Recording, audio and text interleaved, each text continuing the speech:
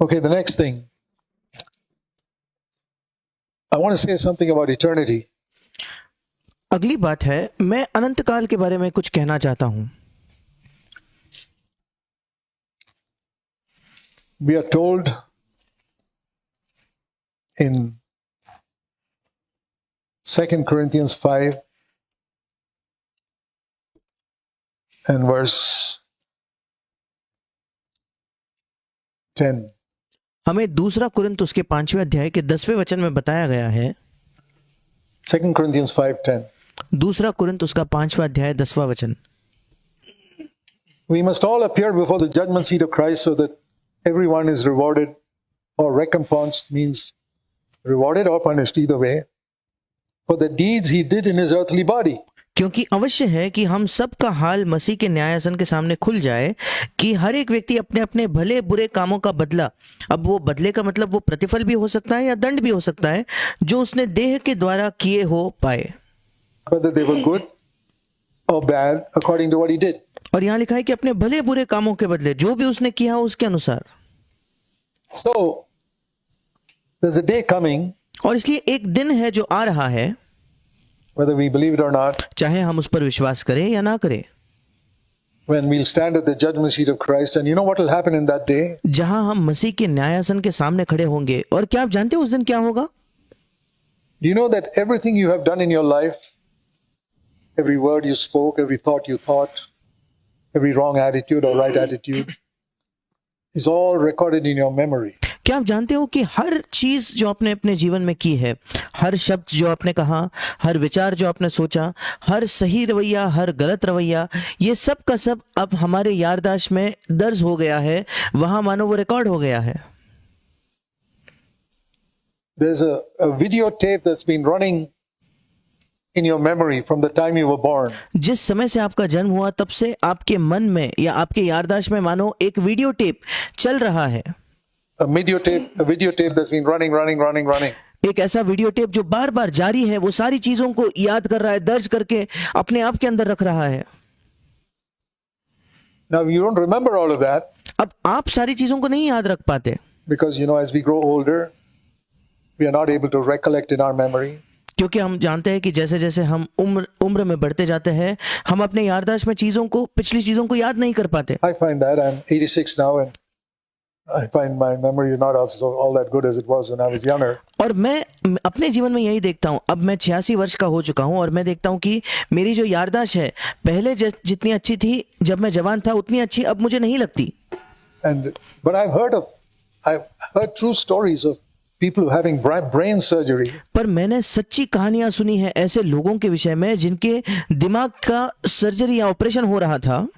And I understand in some brain surgery, man can even be awake while they are doing something in the brain. और मैंने ऐसे सुना है कि कोई ब्रेन सर्जरी, अब हमारे दिमाग की सर्जरी ऐसी भी होती है जहां वो व्यक्ति जो है वो जग रहा होता है, हालांकि उसके दिमाग पर कोई सर्जरी चल रही है, फिर भी वो जग रहा होता है। And they touch some part of their brain and he suddenly remembers something that he had forgotten for ages. और जब वो डॉक्टर उसके दिमाग के किसी एक हिस्से को छू लेते हैं, अचानक से उसे ऐसी कोई चीज याद आ जाती है जो लंबे अरसे से, कई वर्षों से वो भूल चुका था। That means it was there. इसका मतलब वो याददाश्त वहीं की वहीं थी। The surgeon touched some part and he suddenly remembered something. और उस सर्जन ने उसके दिमाग के किसी हिस्से को छुआ और अचानक से उसे कोई चीज याद आ गई। I've never forgotten those true stories I've heard. और मैंने कभी इन सच्ची कहानियों को नहीं भूला है जो मैंने सुनी थी। Everything is stored in that videotape of our memory. हमारे याददाश्त का जो वीडियो टेप है उसमें हर एक चीज दर्ज हो जाती है, हर एक चीज वहीं के वहीं रह जाती है। Nothing has been erased उसमें से कोई भी चीज जो है वो मिटाई नहीं गई है, except what you confessed and asked Jesus to cleanse with his blood. Praise God. केवल वही जो आपने जिसका अंगीकार किया और यीशु से कहा कि उसके लहू से वो उसे शुद्ध करे, उसके लिए परमेश्वर की स्तुति हो, That part is blotted out. क्योंकि वो हिस्सा मिटा दिया गया है। There are some blank spots in the tape, और हमारे दिमाग का जो टेप है उसमें कुछ चीजें बिल्कुल खाली है, cleansed by the blood of Christ. मसीह के लहू के द्वारा वे शुद्ध कर दिए गए हैं। What is not confessed remains there. पर हर कोई चीज जिसको हम अंगीकार नहीं करते, प्रभु के सामने मान नहीं लेते, वो वहीं रह जाती है। And one day, when you think of all the billions and billions and billions of people who lived for these thousands of years since the time of Adam, and they all stand before God one day. You wonder, how in the world is God going to ask? Jesus said, every idle word that you speak. और एक दिन आप जानते हो, जब आप सोचते हो कितने करोड़ों करोड़ों करोड़ों लोग जो इन हजारों वर्षों में जीवित हैं आदम के समय से, और एक दिन जब वे परमेश्वर के सामने खड़े होंगे, हम कई बार कल्पना करते कैसे परमेश्वर इनसे लेखा लेगा, क्योंकि यीशु ने तो यह तक कहा कि हर एक अर्थहीन शब्द जिसका तुम इस्तेमाल करते हो, Matthew 12, मत्ती 12 में लिखा है, you will give an account in the day of judgment. हर एक व्यर्थ शब्द जिसका तुम इस्तेमाल करते हो, न्याय के दिन तुम्हें उसका लेखा देना होगा। Think of all the idle words we have spoken. One man. सोच कर देखिए हमने कितने व्यर्थ शब्द कहे होंगे, एक व्यक्ति की बात हो रही है। Think of all the billions of people. How in the world is God going to recollect all this? अब सोच कर देखिए संसार में तो करोड़ों लोग हैं, अब कैसे संभव है कि परमेश्वर इन सारी चीजों को याद करके उस दिन उसका लेखा लेगा, He doesn't have to recollect anything. क्योंकि परमेश्वर को कोई भी चीज फिर से याद करने की आवश्यकता ही नहीं होगी। He makes the man stand before him and presses the rewind button in his memory, and it all come back. And on the screen, in the day of judgment, you'll see the man's entire life. और वो परमेश्वर उस दिन क्या करेगा, उस मनुष्य को अपने सामने खड़ा करेगा और उसके उसी के याददाश्त में, उस व्यक्ति के याददाश्त के उस रिवाइंड बटन को चलाएगा, जिससे पिछली सारी चीजें उसकी याददाश्त में लौट कर आ जाएगी। और उस दिन जो न्यायासन का दिन होगा, सामने एक स्क्रीन पर, उस स्क्रीन पर उस मनुष्य का पूरा जीवन आप देखोगे। Thoughts and his words and his attitudes and his motives coming by, except what is cleansed in the blood of Christ, it'll all be there. उसके विचार, उसके शब्द, उसके रवैये, उसके मकसद, सब कुछ उस स्क्रीन पर, उस पर्दे पर दिखाई पड़ेगा। केवल वही नहीं दिखेगा जो मसीह के लहू से शुद्ध किया गया है। And we will be judged according, 2 Corinthians 5:10, to what he did, whether good or bad. और हमारा न्याय किया जाएगा, जैसे 2 कुरिन्थियों 5:10 में लिखा है, जो भी हमने किया उसके अनुसार, चाहे वो अच्छा हो या बुरा हो। So if we have lived selfishly for ourselves or not for the glory of God, think of that. The memory of our life. और इसलिए सोच कर देखिए, अगर हम स्वार्थी जीवन जिए हैं और हमने परमेश्वर के महिमा के लिए जीवन नहीं जिया है, इसके बारे में सोच कर देखिए, हमारे जीवन की याददाश्त, Even if you're forgiven, but the memory that God forgave you so much, yet most of your life after you were forgiven, you lived only for yourself. यहां तक कि आपके पाप हालांकि क्षमा हो गए हैं, पर जब आपको ये याददाश्त होगी कि परमेश्वर ने आपको इतना क्षमा किया, इसके बावजूद अपना अधिकतर जीवन आपके क्षमा होने के बाद आपने केवल खुद के लिए, स्वयं के लिए ही जीवन जिया, To make money, पैसा कमाने के लिए, to advance in the world, इस संसार में आगे बढ़ने के लिए, even though you claim to be a forgiven sinner, child of God. इसके बावजूद कि आपने ये दावा किया कि आप क्षमा पाए हुए एक पापी हो, आप परमेश्वर की एक संतान हो। The memory of that. अब इस चीज की जो याददाश्त होगी, You're in heaven. Of course, you're in heaven. ये बिल्कुल सच है, आप स्वर्ग में हो, निश्चित तौर पर आप स्वर्ग में हो। The memory, but when you see Jesus, how much he did for you, the sorrow, पर जब उसकी याददाश्त होगी, जब आप यीशु को देखोगे उसने कितना कुछ आपके लिए किया, उसका जो दुख आपको लगेगा, boy, आप सोचोगे, हे प्रभु, Lord, how little I did for you. प्रभु कितना कम मैंने तेरे लिए किया है। Is what you saying, the Lord in heaven, I love you so much. क्या फायदा स्वर्ग में आप प्रभु से कहोगे, प्रभु मैं तुझसे प्रेम करता हूं, मैं तुझसे बहुत प्रेम करता The हूं, place where I should have said it, down on earth where people despise you, I did not say it. पर जहां मुझे कहना चाहिए था, इस पृथ्वी पर जब लोग तुझे तुच्छ जान रहे थे, तब तो मैंने ये सब नहीं कहा। And now in a place where you're popular, where everybody is admiring you, I'm also joining them and admiring you, but my words sound so hollow. पर प्रभु इस स्वर्ग की जगह में, इस जगह में जहां प्रभु तू इतना लोकप्रिय है, जहां हर कोई तेरी सराहना करता है, वहां मैं भी उनके साथ जुड़कर मैं भी तेरी सराहना, तेरी स्तुति करता हूं, पर मेरे शब्द ऐसे खोखले सुनाई पड़ेंगे। When I say, Lord, I praise you and thank you, it जब मैं वहां स्वर्ग में कहूंगा, हे प्रभु मैं तेरी स्तुति करता हूं, तुझे धन्यवाद देता हूं, sounds so hollow in heaven स्वर्ग में ये बड़ा खोखला सुनाई पड़ेगा, because on earth I did not stand up for you like that. क्योंकि प्रभु इस पृथ्वी पर मैं तेरे लिए इस प्रकार से खड़ा नहीं हुआ। I'll have regret. I may be in heaven, तब मुझे पछतावा होगा, शायद मैं स्वर्ग में होऊंगा, but I'll have a regret that plagues me. पर एक पछतावा होगा जो बार बार मेरे मन में मुझे सताते रहेगा। Lord, how can I repay you now? प्रभु तूने जो मेरे लिए किया उसका बदला मैं कैसे चुकाऊं? अब I can't go back to earth again, मैं फिर एक बार पृथ्वी पर लौटकर तो नहीं जा सकता, to a sin-cursed earth and live that life for you again. I had one उस पाप से श्रापित पृथ्वी पर फिर एक बार मैं जाकर तेरे लिए जीवन नहीं जी सकता प्रभु। opportunity and I missed it. मेरे पास एक ही मौका था और उस मौके को मैंने गवा दिया। I'm telling you what I speak to myself. मैं आपसे वही कह रहा हूं जो मैं खुद से I कहता हूं। don't preach to you what I do not preach to myself first. मैं आपसे ऐसा कोई प्रचार नहीं करता जो पहले मैंने अपने आप से प्रचार न किया हो। I say, Lord, I don't want that type of eternity where I have regret over the way I lived on this earth. और मैं कहता हूं प्रभु मुझे इस प्रकार का अनंत काल का जीवन नहीं चाहिए जहां मुझे इस पृथ्वी पर जो जीवन मैंने जिया उसके बारे में मुझे पछतावा अगर होने वाला है तो। And I want to think about it now. और इसलिए मैं उसके बारे में आज ही सोचना चाहता हूं। Whatever the price I have to pay, it'll be nothing compared to the price you paid for me on the cross. और प्रभु जो भी कीमत मुझे चुकानी पड़े वो कोई तो उसकी कोई तुलना ही नहीं अगर मैं उसकी तुलना उससे करूं जो कीमत क्रूस पर तूने मेरे लिए चुकाई। I want to live for you 100%. मैं 100% तेरे लिए जीना चाहता हूं। Not just because I don't want regret in eternity. That could be a selfish reason also. ये नहीं केवल इसलिए मैं तेरे लिए नहीं जीना चाहता कि चलो अनंत काल में मुझे कोई पछतावा हो, क्योंकि ये भी तो एक स्वार्थी कारण हुआ। I don't want any regret in eternity, so I live for the Lord. No. अरे नहीं, अनंत काल में मुझे कोई पछतावा ना हो इसलिए चलो मैं प्रभु के लिए जीऊंगा, नहीं, ऐसा नहीं। But because I owe such a debt of gratitude to Jesus, पर इसलिए क्योंकि मसीह यीशु के प्रति मेरा इतना बड़ा कर्ज है धन्यवाद का। what He did done for me, उसने जो मेरे लिए किया उसके मैं कर्जदार हूं। the byproduct of that is I won't have regret in eternity. और जब मैं उसके लिए जीऊंगा उस धन्यवाद के भावना से, तब मेरे अनंत काल में मुझे कोई पछतावा नहीं होगा। So live for Him. और इसलिए उसके लिए जीवन जिए। Okay. The next one is when we are secure in the next proverb. और अगला नीति वचन ये है, When we are secure in the love of God for us and the plan He has for our lives, that जब हम परमेश्वर के प्रेम में, परमेश्वर जो हमसे प्रेम करता है उसमें हम सुरक्षित होंगे, और जो योजना परमेश्वर की हमारे लिए है उसमें हम सुरक्षित होंगे means तो। I'm perfectly secure. God's got a plan for my life. He'll fulfill it.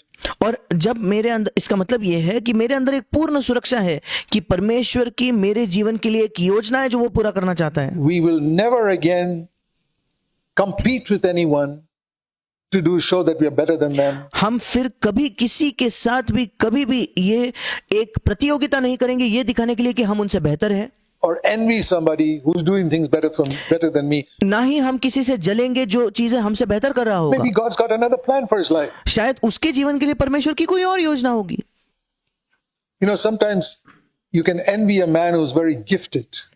Boy, I wish I could preach like him. कभी कभी हम एक व्यक्ति से जल सकते हैं, ईर्ष्या कर सकते हैं जो बहुत ज्यादा उसके अंदर दान है, और हम सोचते हैं कि काश मैं उसके समान प्रचार कर पाता।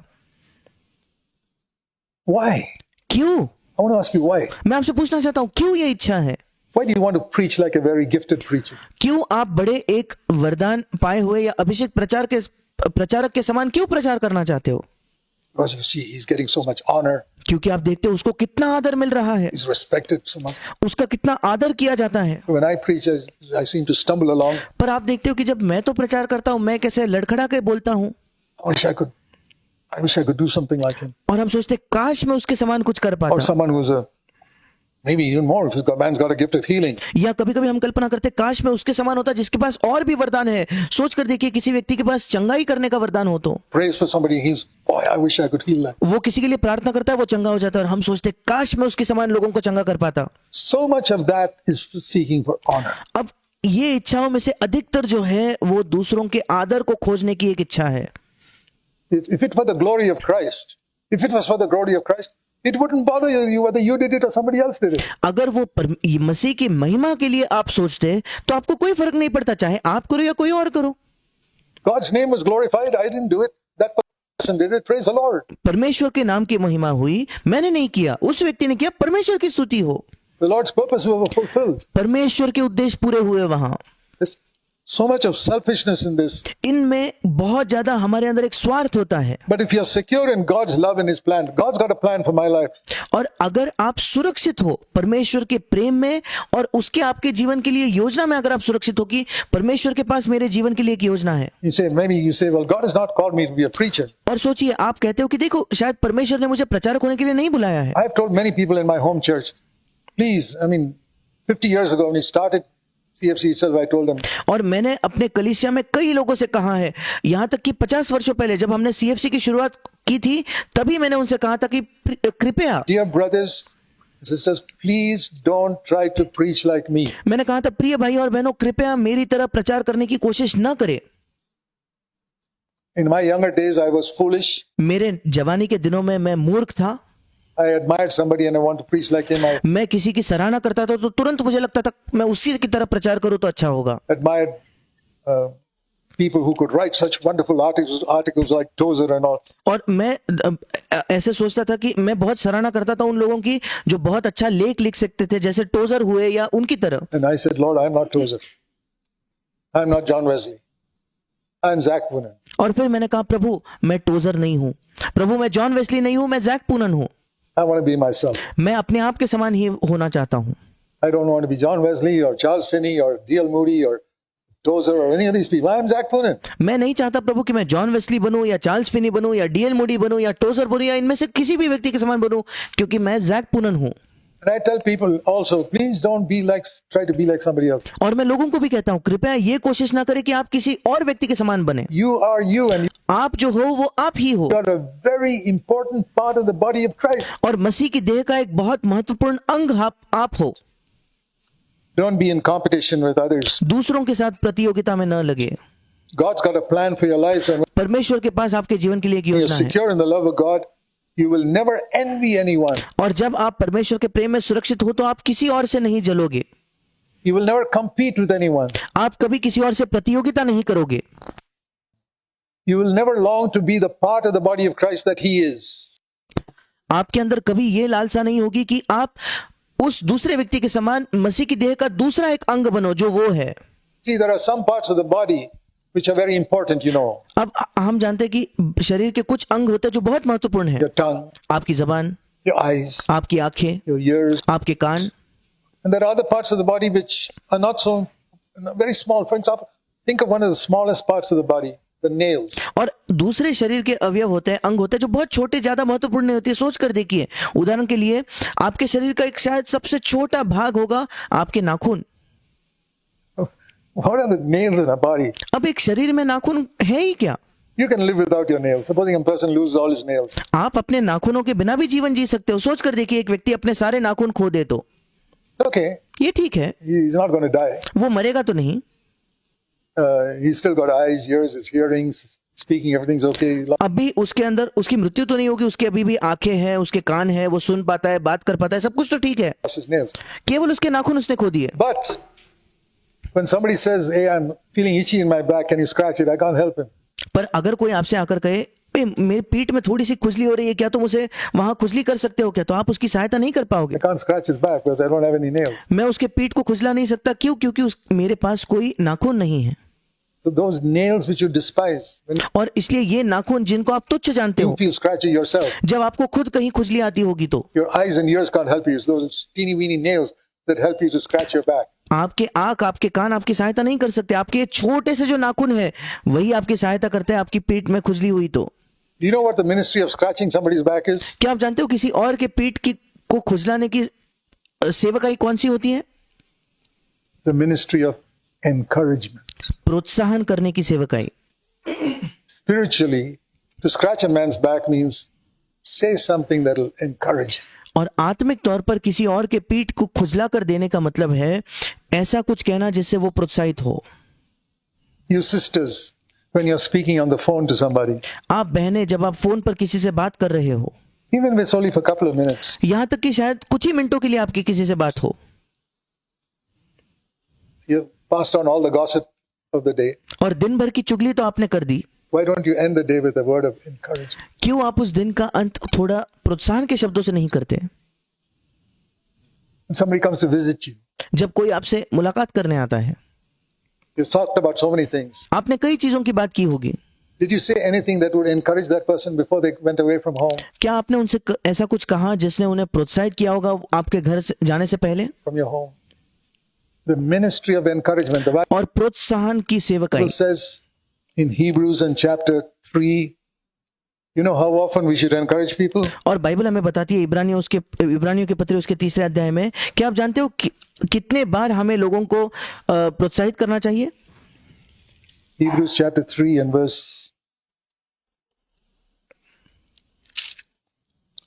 13. इब्रानियों की पत्री 3 अध्याय 13वां वचन। Encourage one another every day. हर दिन एक दूसरे को समझाते रहो। इंग्लिश में लिखा है हर दिन एक दूसरे को प्रोत्साहित करते रहो। As long as it is called today. और जब तक आज का दिन कहा गया है तब तक, Because one of these days it will not be today for you and me. क्योंकि इन दिनों में से कोई एक दिन जल्दी आएगा जो आपके और मेरे लिए आज का दिन नहीं होगा। All the todays of our life will be over. हमारे जीवन के जितने आज के दिन हैं वे खत्म हो जाएंगे। So as long as you're alive, you can put it like that, as long as you're alive, और उस वचन को आप ऐसे पढ़ सकते हो कि जब तक आप जीवित हो, जब तक आप जीवित हो तब तक encourage one another, because एक दूसरे को प्रोत्साहित करते रहो, क्योंकि by doing that, you may save that person from being hardened और ऐसा करने के द्वारा आप उस व्यक्ति को कठोर होने से बचा सकते हो। through the deceitfulness of sin. What a पाप के छल से कठोर होने के द्वारा, पाप के छल के द्वारा कठोर होने से आप उसको बचा सकते हो। tremendous ministry.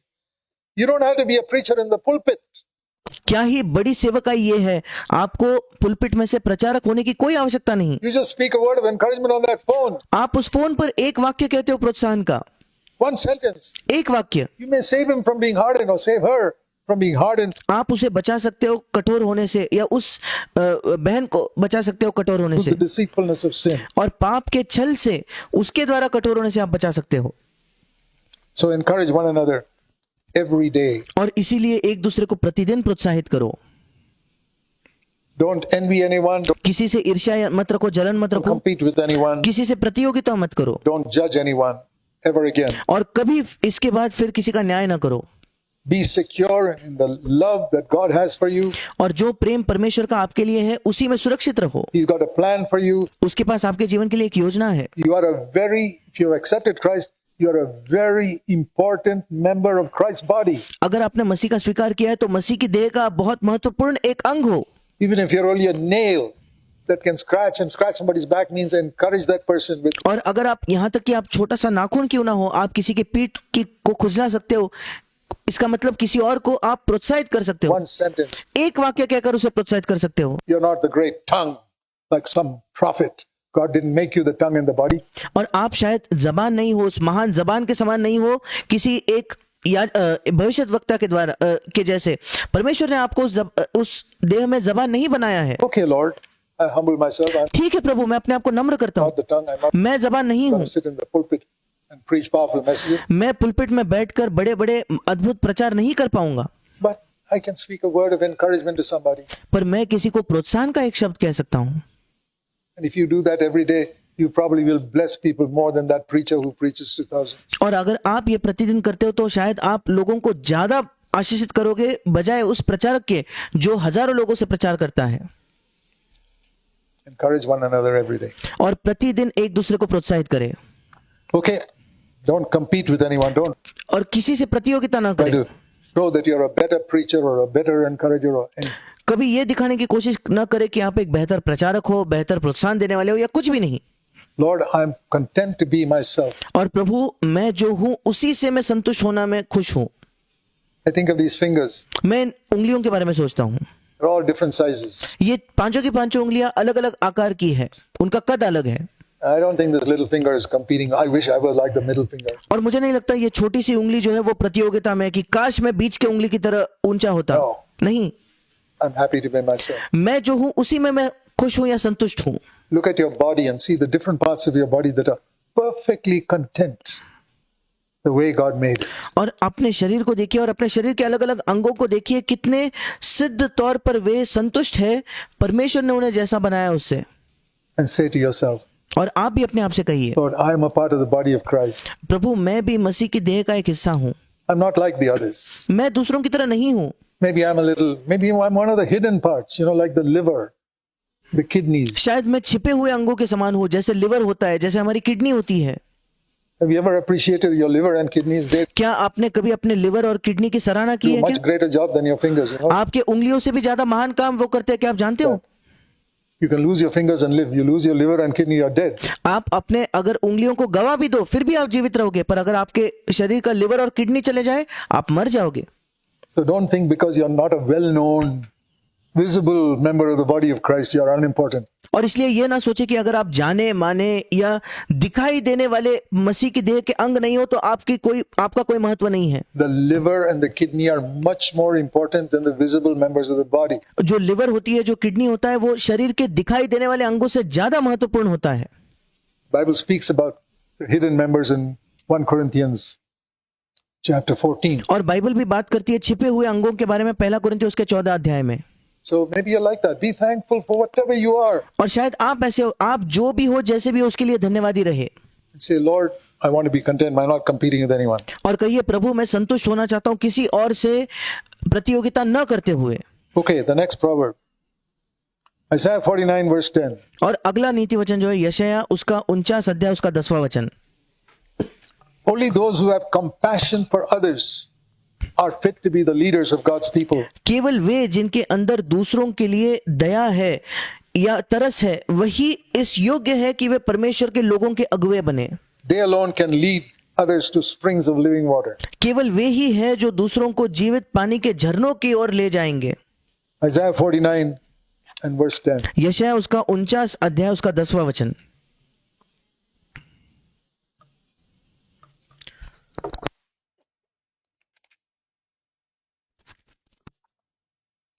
In the middle of that verse, उस वचन के बीचों बीच, the one who has compassion on others will lead them वो जो उन पर दया करता है वही उनका अगुवा होगा and will guide them to springs of water. और जल के सोतों के पास उन्हें ले चलेगा। You know, a person dying of thirst, spiritually, apply that spiritually. और सोचकर देखिए, एक व्यक्ति जो प्यास से मर रहा है आत्मिक तौर पर, अब इसको आत्मिक तरह से लागू करके देखिए। Here's a needy person who needs a word from the Lord or needs some encouragement. अब यहाँ एक जरूरतमंद व्यक्ति है जिसको प्रभु से एक वचन की आवश्यकता है या उसे प्रोत्साहन के शब्दों की आवश्यकता है। Who will do that job? अब ये काम कौन करेगा? The one who has compassion. जिसके अंदर तरस है, दया है। He who has compassion will lead people to springs of water. जिसके अंदर दया या तरस है वही लोगों का पानी के सोतों की ओर, जल के सोतों की ओर वो उन्हें अगुवाई करेगा। Think of that ministry, brothers and sisters. Anyone और सोचिए भाई और बहनों, इस सेवकाई के बारे में can do it. कोई भी ये कर सकता है। Is it difficult to have compassion for people? क्या लोगों पर तरस खाना बड़ा मुश्किल है क्या? To feel sorry लोगों के लिए बुरा महसूस करना बड़ा मुश्किल है क्या? for people? I mean, especially if you've gone through such trials yourself, you can feel sorry for someone. विशेषकर अगर आप ऐसे खुद समस्याओं से या परीक्षाओं से होकर गुजरे हो तो आपको दूसरों के लिए बुरा महसूस हो सकता है, आपको दूसरों पर तरस आएगा। And even if you haven't, ask the Lord to give you that spirit of compassion. Holy और अगर आपके पास वो नहीं है भावना, तो प्रभु से कहिए कि वो आपको एक तरस की आत्मा दे या लोगों पर दया करने की आत्मा दे। Spirit of God, fill me with compassion for the people I meet. परमेश्वर की पवित्र आत्मा मुझे तरस से भर दे, दया से भर दे उन लोगों के लिए जिनसे मैं मिलता हूं। Any of you who got responsibility in a church, आप में से कोई भी जिनके पास कलीसिया में कोई जिम्मेदारी हो, you know what you need more than the ability to preach? क्या आप जानते हो प्रचार करने की क्षमता से ज्यादा आपको किस चीज की आवश्यकता है? Compassion. तरस खाने की। That's what I often pray to God. I और यही मैं परमेश्वर से कई बार प्रार्थना say, करता हूँ। Lord, you have given me the responsibility for 60 years now to stand in front of people and preach. प्रभु, पिछले 60 वर्षों से तूने अब मुझे जिम्मेदारी दी है कि मैं लोगों के सामने खड़ा होकर प्रचार करूं, And you've given me some gift to preach. और तूने मुझे प्रचार करने के लिए एक वरदान भी दिया है। But how will I know what to preach? पर प्रभु मैं क्या प्रचार करूं ये मैं कैसे जान सकता हूं? My biggest problem, I'll tell you honestly before God, मेरी सबसे बड़ी समस्या, मैं आपको ईमानदारी से परमेश्वर के सामने कह रहा हूं, even for this conference, I've been seeking God for so long. और यहां तक कि इस सम्मेलन में भी मैं कई लंबे समय से प्रभु की खोज कर रहा हूं कि ये कहते I say, हुए Lord, what shall I say? मैं कहता हूं, प्रभु मैं क्या प्रचार करूं? They put me up for so many sessions. How in the world? And I'm not some Superman or anything spiritually.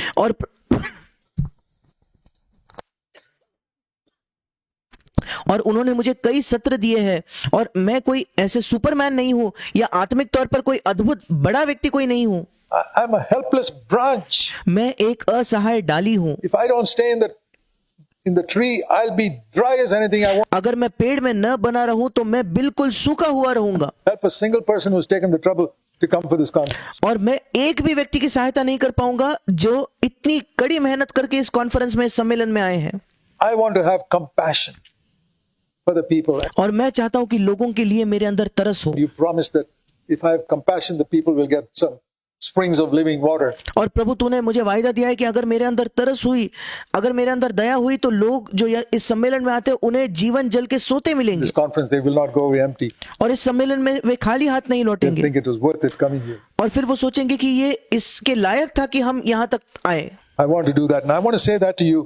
और मैं ये करना चाहता हूँ, और मैं आपसे भी ये कहना चाहता It हूँ, can be for you also. ये आपके लिए भी हो सकता है। Only those who have compassion केवल वही लोग जिनके अंदर दया है, तरस है, are fit to lead others as God's servants. वही योग्य है कि वे दूसरों की अगुवाई करे परमेश्वर के सेवक बनकर।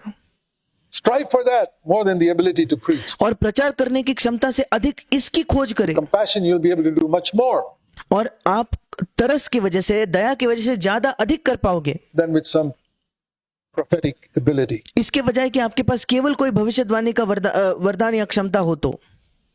Okay. Next thing.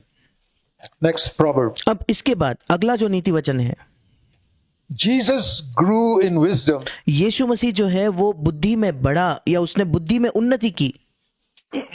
listen carefully, आप ध्यान से सुनिए। by being faithful at home and in his workplace, और उसके घर में विश्वास योग्य होकर, और उसके कार्यस्थल, उसकी काम की जगह विश्वास योग्य होकर। which was the carpentry shop. उसके काम की जगह वो बढ़ाई का उसका दुकान था। This is how we can also grow in wisdom और इसी तरीके से हम भी बुद्धि में उन्नति कर सकते हैं। and then Jesus was given a ministry. और उसके बाद यीशु मसीह को एक सेवकाई दी गई। He spent 30 years in hidden preparation for a 3.5-year ministry. एक 3.5 वर्ष के सेवकाई के लिए उसने 30 वर्ष छिपा होकर उसके तैयारी में बिताए। This is the Son of God ये परमेश्वर का पुत्र है who was perfect from day one. जो पहले दिन से बिल्कुल सिद्ध था। He knew the Bible when he was 12 years old better than anybody in Israel. और जब वो 12 वर्ष का था तब इसराइल में किसी और व्यक्ति से बेहतर वो बाइबल को जानता था। You think because you know the Bible you can preach? क्या आपको लगता है कि आपको बाइबल पता है इसलिए आप प्रचार कर सकते हो? I'm sure Jesus could have preached some powerful sermons when he was 12 years old. मैं निश्चित हूं कि यीशु कुछ अद्भुत और सामर्थ्य से भरे प्रचार कर सकता था जब वो 12 वर्ष के था तब। Why didn't he do it? फिर क्यों यीशु ने ऐसा नहीं किया? The father said no. पिता ने कहा नहीं। You may know the Bible better than others, और शायद तुम बाइबल दूसरों से बेहतर जानते हो, but I do not permit you to preach yet, my son. पर अब भी मैं तुम्हें प्रचार करने की अनुमति नहीं देता मेरे बेटे। And Jesus kept quiet. और यीशु चुप रहा। Going around Nazareth with more Bible knowledge than anybody in that town. वो नासरत में फिरा और यहाँ तक कि उस नगर में किसी भी और व्यक्ति से अधिक उसका बाइबल का ज्ञान था, He kept his mouth shut. पर उसने अपना मुंह बंद रखा। I think of the little young Jesus sitting in the synagogue. और मैं सोचता हूँ कि छोटा सा या जवान यीशु वो उस नासरत के आराधनालय में बैठता होगा In Nazareth, listening to all the boring Pharisees get up with their sermons one after the other. और वो सुनता होगा वो सारे उबाऊ फरीसियों को जाकर अपने प्रचार करते हुए एक के बाद एक संदेश देते हुए, Preaching, shouting, yelling, and banging the table. और वे फरीसी लोग शायद प्रचार कर रहे होंगे, चिल्ला रहे होंगे और उस मेज को पीट पीट कर वो कुछ संदेश दे रहे होंगे। They are like today's preachers. और अगर वे आजकल के प्रचारकों के समान होते तो ऐसा ही कुछ कर रहे होंगे वो। And Jesus sitting there, boring, boring, boring. और यीशु वहां बैठा है और वो उब चुका है वहां जो हो रहा है उससे। And he knows more than all of them. और वो उन सबसे ज्यादा जानता है, And he keeps quiet. और फिर भी वो चुप रहता है। Because the Lord says, no, I don't want you to speak yet. क्योंकि प्रभु कहता है नहीं, मैं नहीं चाहता तुम अब तक प्रचार करो। Do you have that type of self-control? क्या आपके अंदर इस प्रकार का आत्म नियंत्रण है क्या? And if Jesus had sat there judging, oh, that useless fellow, that guy's useless, that guy's useless. और अगर यीशु वहां बैठता और न्याय करता, अरे ये व्यक्ति तो क्या निरुपयोगी है, कुछ काम का नहीं, देखो ये व्यक्ति निकम्मा है, कोई काम का नहीं, ये निकम्मा एक प्रचारक है। Useless preacher. He would have been sinning every day in the synagogue, like many Christians sin sitting in a church. और फिर यीशु हर प्रतिदिन पाप करते बैठता उस आराधनालय में, जैसे आज कई मसीही लोग जो है कलीसिया में बैठकर ये पाप करते हैं। Jesus didn't judge them. और यीशु मसीह ने उनका न्याय नहीं किया। God has been good to me. परमेश्वर मेरे साथ अच्छा रहा है, भला रहा है, He's given me more light उसने मुझे अधिक ज्योति दी है than that other person. उस दूसरे व्यक्ति से। How can I judge him? मैं कैसे उसका न्याय करूं?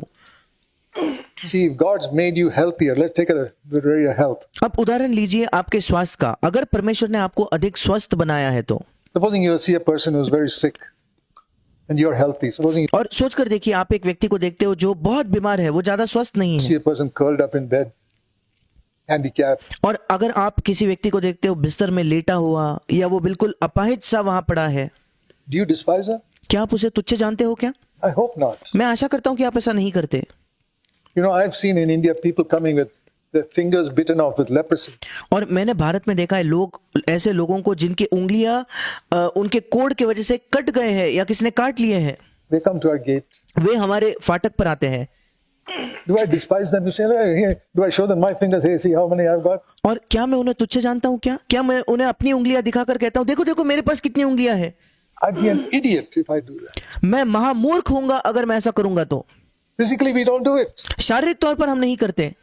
We don't boast how healthy and strong we are compared to that poor leper. हम कभी ये बढ़ाई करके नहीं कहते कि देखो मैं कितना स्वस्थ हूं, मैं कितना बलवंत हूं उस गरीब कोढ़ी के तुलना में, Who's crawling and coming to our gate. जो रेंगते हुए मेरे फाटक पर आता है।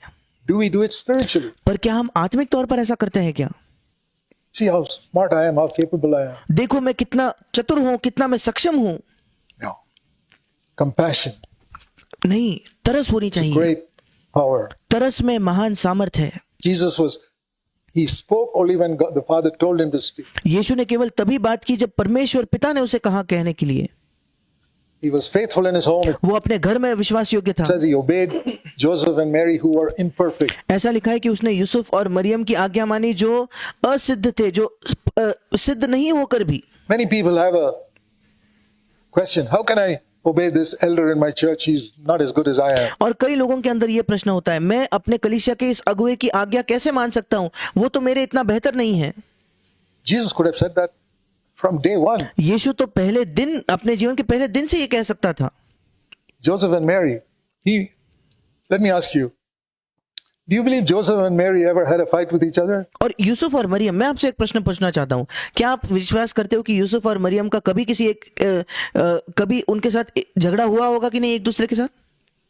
Any Roman Catholics here who believe they were all saints who never fought with each other? क्या यहाँ कोई रोमन कैथोलिक लोग हैं जो ये विश्वास करते कि वो ये सब तो संत लोग हैं, उन्होंने कभी एक दूसरे से झगड़ा नहीं किया होगा? They were ordinary children of Adam वे साधारण आदम के संतान थे and they were under the old covenant. और वे पुरानी वाचा के अधीन थे। They did not have the Holy Spirit dwelling in them because उनके अंदर पवित्र आत्मा वास नहीं कर रहा था the day of Pentecost did not come. क्योंकि पिंतेकोस्त का दिन नहीं आया था। Think of people who have received the Holy Spirit to fight with each other, husband and wife. और सोच कर देखिए उन लोगों के बारे में जिन्होंने पवित्र आत्मा को स्वीकार किया है, फिर भी पति पत्नी होकर एक दूसरे से झगड़ते हैं। How do you think Joseph and Mary lived? और सोच कर देखिए यूसुफ और मरियम कैसे जीते थे। And this perfect Jesus lived there and saw Joseph and Mary arguing and fighting. और ये सिद्ध यीशु वहां जिया और उसने देखा यूसुफ और मरियम को लड़ते झगड़ते हुए और एक दूसरे से बहस करते हुए। And here's the wonder of it all. और सबसे अद्भुत बात यह है, He never despised them. उसने कभी उन्हें तुच्छ नहीं जाना। That is Christianity. ये मसीहत है। You see two people fighting and arguing. You think, hey, they should be better than me. और आप दो लोगों को देखते हो जो झगड़ा करते हैं, लड़ाई करते हैं, और आप सोचते हो अरे वो तो मुझसे बेहतर होना चाहिए, You don't despise them. पर आप उन्हें तुच्छ नहीं जानते। God's been merciful to me. और आप कहते हो परमेश्वर मुझ पर उसने दया की है, Let me not despise them. मैं उन्हें तुच्छ नहीं जानना चाहता। Learn from Jesus. यीशु से सीखिए। Looking unto Jesus, we run the race. यीशु को ताकते हुए हम इस दौड़ में दौड़ते हैं। I've spent my life trying to see how Jesus lived when he was 10 years old. और मैंने अपना जीवन बिताया ये देखने के लिए कि यीशु कैसे जीता था जब वो 10 वर्ष का था, When he was 20 years old. जब वो 20 वर्ष का था, How he worked in the carpentry shop. कैसे उस बढ़ाई के दुकान में उसने काम किया होगा। And for example, some child would come and some delicate thing that Jesus made there, the child would break it. और सोचकर देखिए कोई बच्चा उसके दुकान में आता होगा और कोई नाजुक सी चीज जो यीशु ने बनाई है वो बच्चा उसे तोड़ देता है। Jesus wouldn't get upset. अब यीशु वहां नाराज नहीं होता होगा। He'd pick up that child and hug him and say, that's okay, my son, I'll take care of that. I can fix that again. और वो उस बच्चे को उठाकर उसे गले लगाकर कहता कोई बात नहीं बेटा, ये तो मैं इसको संभाल लूंगा, मैं फिर एक बार इसे बना लूंगा। Lord, give me an attitude like that. प्रभु मुझे एक ऐसा रवैया दे। That is how we are prepared for a ministry. और एक सेवकाई के लिए हम इस प्रकार से तैयार किए जाते हैं। 30 years he was tested in his home. 30 वर्ष उसकी परीक्षा हुई उसके घर में। I think of, say, there was some game like baseball in those days going on outside Nazareth. और सोचकर देखिए उन दिनों में नासरत में बाहर कोई खेल चल रहा है, जैसे बेसबॉल की तरह या भारत में क्रिकेट की तरह। Outside his home, and Jesus, young 15-year-old, joining with the others, and his time comes to bat. और उसके घर के बाहर ये खेल चल रहा है और एक जवान यीशु 15 वर्ष का, और वो भी दूसरों के साथ खेल रहा है, और अब उसका समय आता है कि उसकी बैटिंग आने वाली है। And at that time, his mother Mary says, Jesus, come, I want you. और उस समय उसकी माता मरियम उसको आवाज देकर कहती है, यीशु आ मेरे पास, मुझे तेरे लिए कोई काम है। He drops the bat and goes. वो अपना बैट वहीं छोड़ के जाता है। And all his teammates say, hey, you mama's boy, take your turn to bat, man. और उसके सारे जो बाकी जो दोस्त है वो उसे कहते होंगे, अरे क्या अपने माँ का लाडला तू है, तेरा खेलने का समय आया, जा तू बैटिंग कर। He says, no, I got to listen to mommy. और वो कहता है, नहीं नहीं, मुझे अपने माँ की आज्ञा माननी है। And they tease him, mama's boy. और सब उसे चिढ़ाते होंगे, अरे देखो ये आ गया माँ का लाडला। And he goes, and mama says, go and draw some water from the well and bring it. और वो घर जाता है और उसकी माँ कहती है, जाकर उस कुएं से थोड़ा पानी लेकर आ। Jesus, he goes, brings the water, comes back. और यीशु वहां जाता है, पानी लेता है, फिर लौट कर आता है। Then he goes to bat. His batting turn is over. His और जब वो वापस जाता है तो उसका बैटिंग का समय जा चुका है, team's turn is over. And और उसके जो टीम का जो उसकी पारी थी वो खत्म हो चुकी है। all they tease him. Because of you, we missed out something. और सब उसे चिढ़ाते, देखो तुम्हारे वजह से हम चूक गए कोई चीज से। These are the things Jesus faced. और ये वो चीजें हैं जिनका सामना यीशु ने किया। The Bible says the Holy Spirit shows us the hidden things in Jesus' life. और बाइबल हमें बताता है कि पवित्र आत्मा हमें यीशु मसीह के जीवन की छिपी हुई चीजें दिखाता है।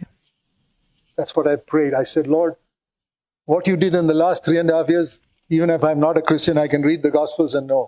और मैंने इसी के लिए प्रार्थना की कि प्रभु, जो तूने अपने 3.5 वर्ष में जीवन के किया, अगर मैं मसीह नहीं भी हूं तो मैं सुसमाचार पढ़ के मैं वो जान सकता हूं। Show me the hidden 30 years what you did. प्रभु मुझे तेरे छिपे हुए 30 वर्षों पर प्रकाशन दे, वो दिखा जो तूने किया। What I'm telling you is what the Holy Spirit showed me.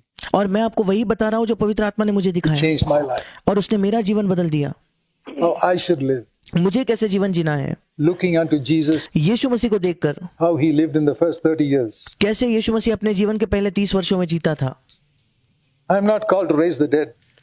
मेरी बुलाहट ये नहीं है कि मैं मरे हुओं को जिलाऊं, I've never done that, and I मैंने वो कभी नहीं किया don't है, think I'll ever do it. और मुझे नहीं लगता मैं वो कभी करूंगा भी, I'm not looking for that. और मैं उसकी खोज भी नहीं कर रहा I'm हूं। looking to try to live as Jesus lived. मैं वो देखकर वैसे जीने की कोशिश कर रहा हूं जैसे यीशु जीता था। You can grow in wisdom by being faithful at home, आप बुद्धि में बढ़ सकते हो घर पर विश्वास योग्य होकर, faithful in your workplace. अपने काम की जगह विश्वास योग्य Even होकर। if you're a carpenter or you're working in office, it अगर आप एक बढ़ाई हो, आप किसी दफ्तर में काम कर doesn't रहे make हो, a difference. इससे कोई फर्क नहीं पड़ता। You can grow in wisdom. आप बुद्धि में बढ़ सकते हो, उन्नति कर सकते हो। It says here in Luke's Gospel. Please turn with me. मेरे साथ निकालिए लूका रचित सुसमाचार उसके दूसरे अध्याय में ये लिखा है। Luke chapter 2, लूका रचित सुसमाचार उसका दूसरा अध्याय, verse 31. उसका 51 वचन। 51, sorry. 51 वचन। Luke 2:51. Luka 2:51।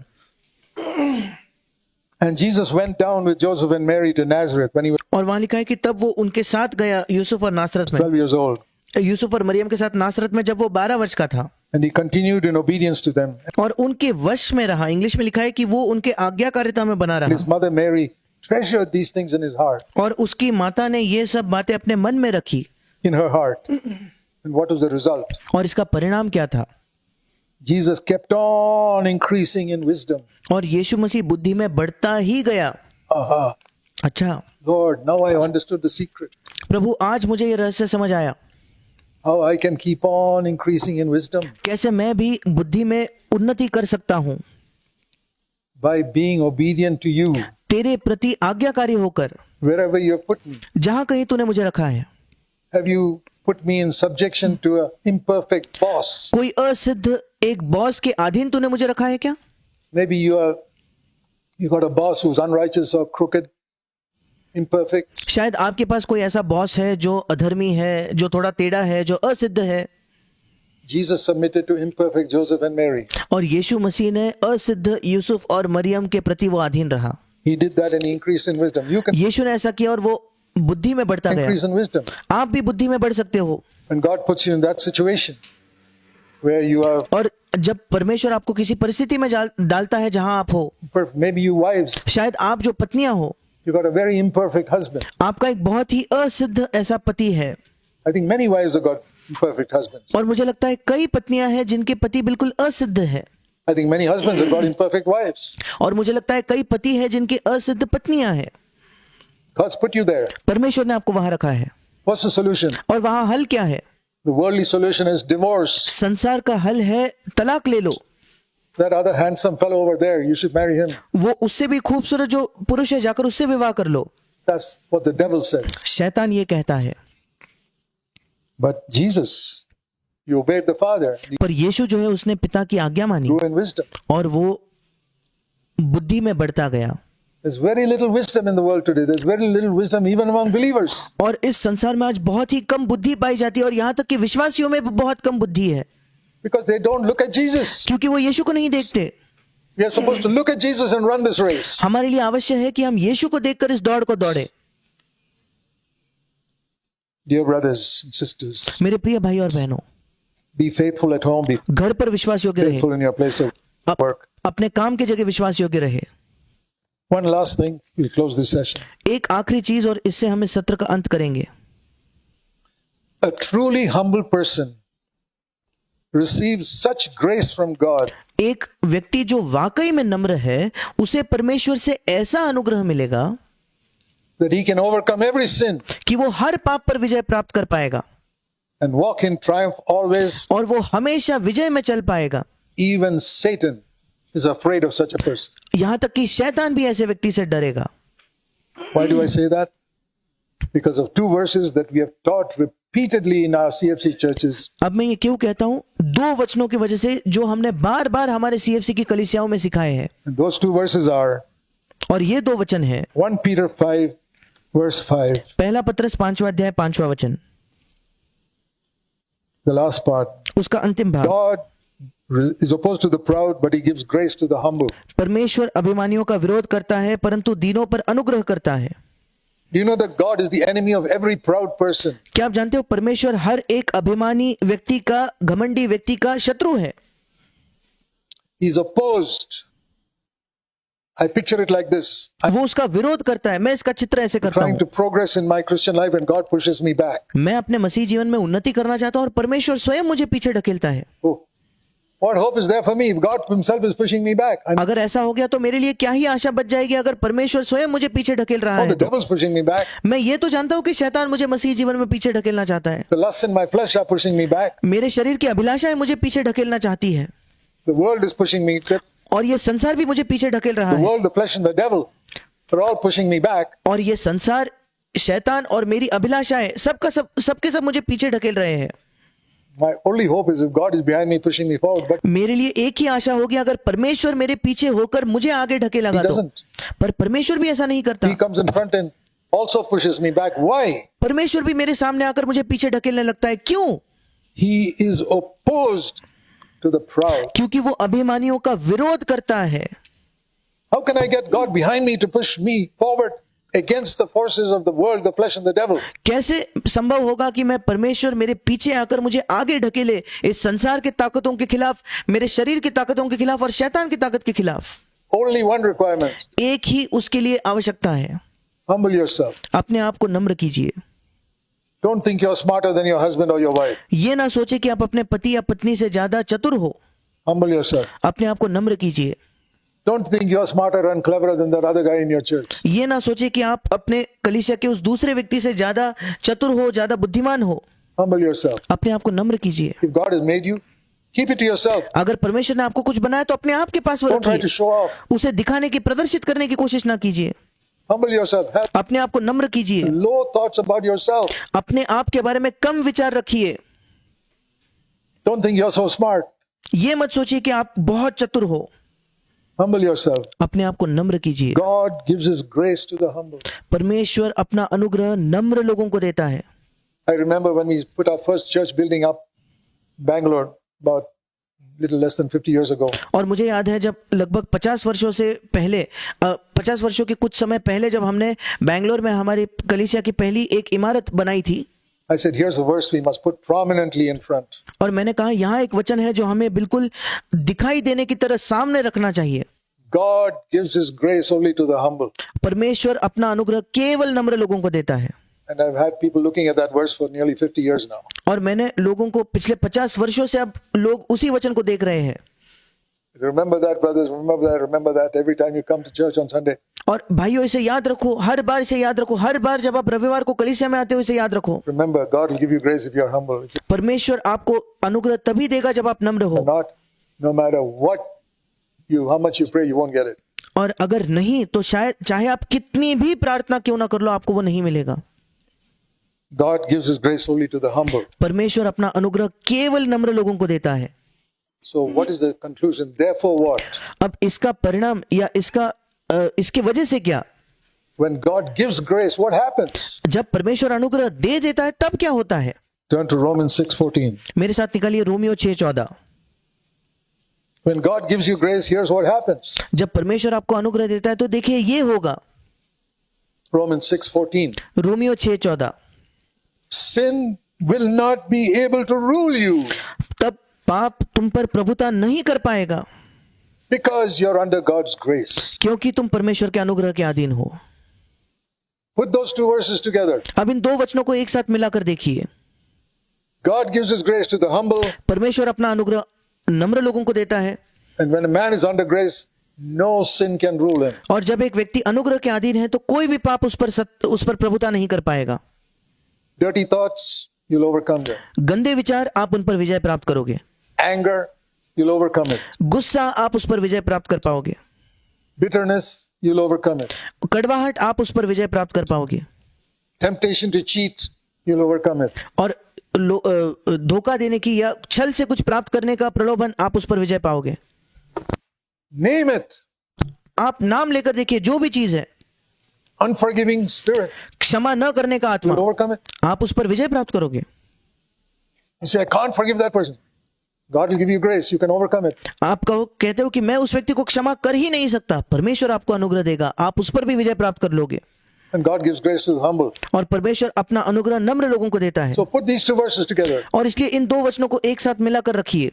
God gives grace to the humble, परमेश्वर नम्र लोगों को अनुग्रह देता है, and those who are under grace, sin cannot rule them. और जो अनुग्रह के अधीन है पाप उन पर प्रभुता नहीं कर पाएगा। For example, no matter how much rain or hail or anything is falling outside right now, it cannot touch me.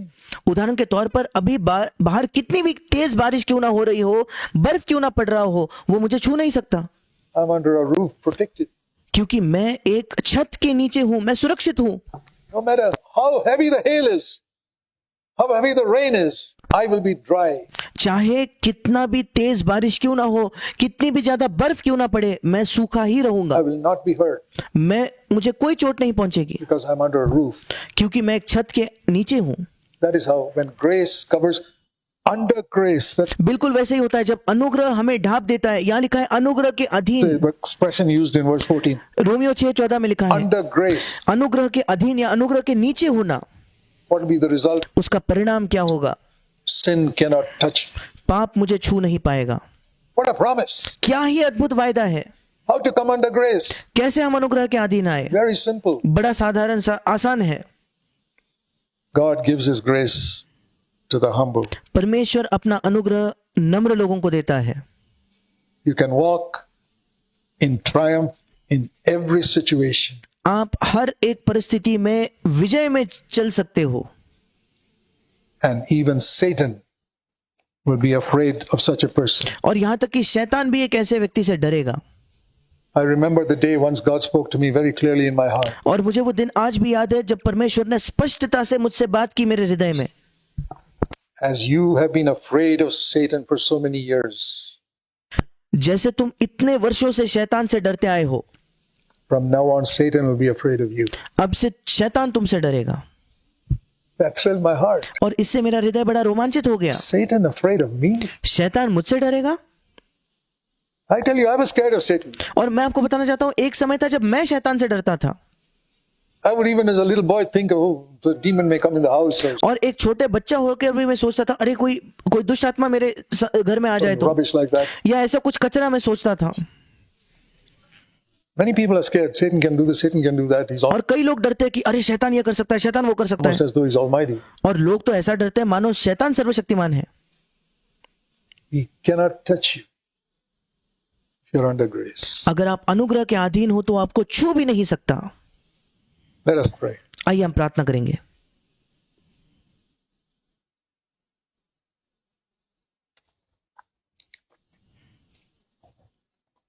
Heavenly Father, स्वर्गीय पिता, please help us